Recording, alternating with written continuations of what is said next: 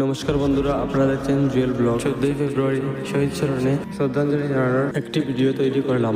2019 14 ফেব্রুয়ারি আমাদের পুলবামায় পাকিস্তানের মাধ্যমে যে দুর্ঘটনাটা ঘটেছিল সেটাতে আজকে আমরা শ্রদ্ধাঞ্জলি দান করছি এবং এদেরকে আমরা কৃতজ্ঞতা জানাচ্ছি।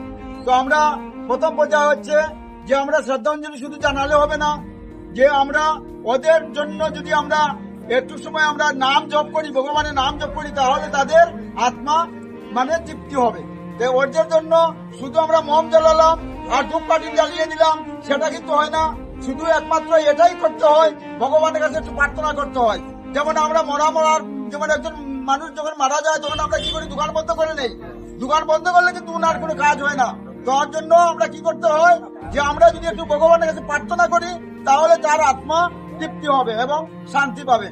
আমরা ওনার জন্য একটু ভগবানের নাম আমরা জপ করি।